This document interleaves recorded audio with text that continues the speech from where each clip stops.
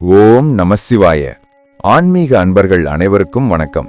2026ஆம் ஆண்டு உங்கள் அனைவருக்கும் வெற்றிகரமான ஆண்டாக அமைய இறைவனை வேண்டிக் கொள்கிறேன். இந்த 2026ஆம் ஆண்டு முதல் மாதத்தில் நாம் வணங்க வேண்டிய முக்கிய தெய்வங்கள் உள்ளன. இந்த 2026ஆம் ஆண்டின் முதல் மாதமான ஜனவரி ஆன்மீக ரீதியா ரொம்பவே சக்தி வாய்ந்தது.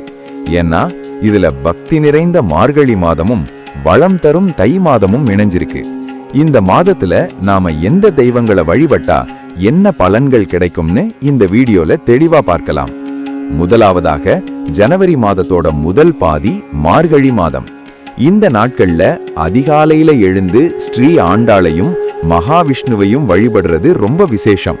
குறிப்பா திருமண தடை இருக்கிறவங்க ஆண்டாள் இயற்றிய திருப்பாவையை பாராயணம் செஞ்சா சீக்கிரமே நல்ல வரன் அமையுங்கிறது ஐதீகம். அது மட்டும் இல்லாம பெருமாள் வழிபாடு உங்க மனசுக்கு நிம்மதியையும் தெளிவையும் கொடுக்கும். அடுத்ததா ஜனவரி 14ஆம் தேதி பிறக்க போற தை மாதம். தை பிறந்தால் வழி பிறக்கும்னு சொல்வாங்க. இந்த நாள்ல நாம முக்கியமா வழிபட வேண்டிய தெய்வம் சூரிய பகவான். புது பானையில பொங்கல் வச்சு கரும்பு படைச்சு சூரியனை வணங்கணும். ஆரோக்கியம் பாஸ்கராதி சேத்னு சொல்ற மாதிரி சூரிய வழிபாடு உங்களுக்கு நீண்ட ஆயுளையும் உடல் ஆரோக்கியத்தையும் கொடுக்கும். அது மட்டும் இல்லாம நீங்க செய்யற தொழில்ல பெரிய வளர்ச்சியும் லாபமும் கிடைக்கணும்னா மறக்காம சூரிய நமஸ்காரம் பண்ணுங்க. மூன்றாவதா தை மாதம்னாலே அது நம்ம தமிழ் கடவுள் முருகப்பெருமானுக்கு உரிய மாதம். குறிப்பா தைப்பூச திருநாள்ல முருகனை வழிபடுறது கோடி நன்மைகளை தரும். உங்களுக்கு இருக்கிற எதிரிகள் தொல்லை நீங்கவும் தீராத கடன் பிரச்சனைகள் தீரவும் முருகப்பெருமானை செவ்வாய்க்கிழமைகளில் விரதமிருந்து வழிபடுங்க. வேல் எப்படி கூர்மையாயிருக்கோ அதே மாதிரி உங்க அறிவும் கூர்மையாகும்.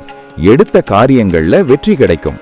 ஆகவே நண்பர்களே, இந்த ஜனவரி மாதம் தொடக்கத்துல விஷ்ணுவையும் தை பிறந்ததும் சூரியனையும் மாதம் முழுக்க முருகப்பெருமானையும் வழிபட்டு 2026ஆம் ஆண்டை நம்பிக்கையோடு தொடங்குங்க. எல்லா வளமும் உங்களை வந்து சேரும். இந்த தகவல் உங்களுக்கு பயனுள்ளதா இருந்தா இந்த வீடியோவுக்கு ஒரு லைக் பண்ணுங்க. மேலும் இது போன்ற தொடர்ந்து ஆன்மீக தகவல்கள் பெற நமது சேனலை சப்ஸ்கிரைப் செய்து வைத்துக் கொள்ளவும். நன்றி, வணக்கம்.